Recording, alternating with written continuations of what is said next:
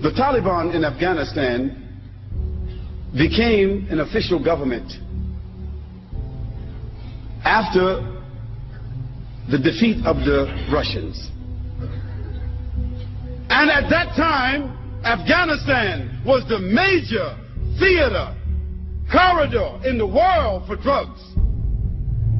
61% of all of the heroin of the world was produced between Afghanistan and China.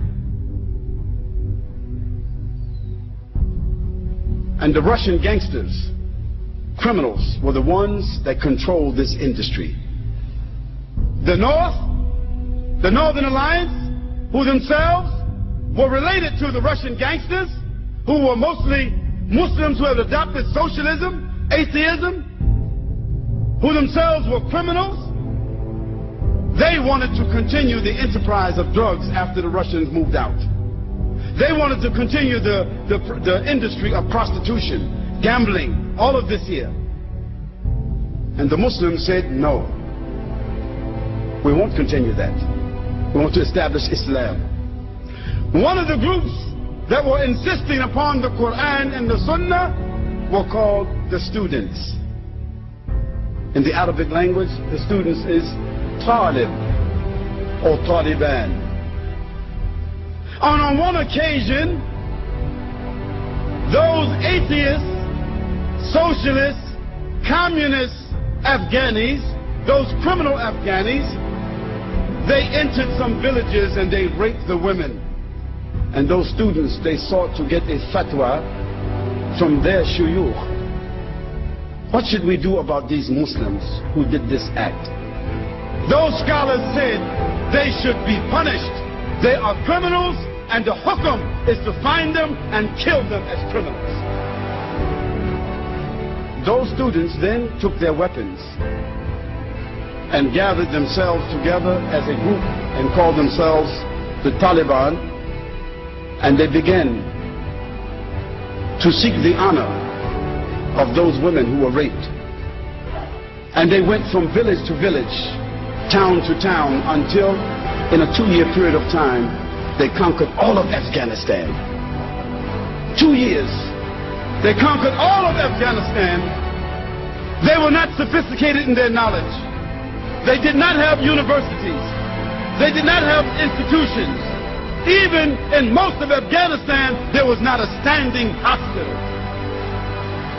But they established what they called the Islamic Emirate of Afghanistan. The only standing Islamic Emirate in the world at that time. Yes, they were ragtag. They were not sophisticated. But they had honor and love for Allah subhanahu wa ta'ala inside their hearts. From a point of honor, from a point of morality, a point of dignity and decency, from a point of Sharia, they could not support and allow drug trafficking to exist in Afghanistan.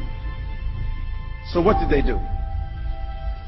They began to punish those who held drugs, those who sold drugs, and they began to imprison those that used drugs. Then they gave an option to the farmers who were the growers of poppies in Afghanistan, the major crops for drugs, isn't it? They told them, we will give you the land where you are growing the poppies. You take the land, but you must grow another crop. You must grow a different crop. But if you don't grow another crop, then we will bury you on that land. A year and a half, the drug trafficking and the growing of drugs and the manufacturing of drugs in Afghanistan was 3%.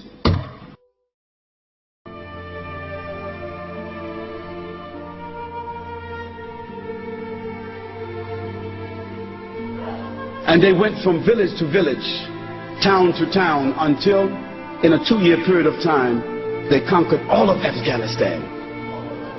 2 years they conquered all of Afghanistan, but they established what they called the Islamic Emirate of Afghanistan. The only standing Islamic Emirate in the world at that time.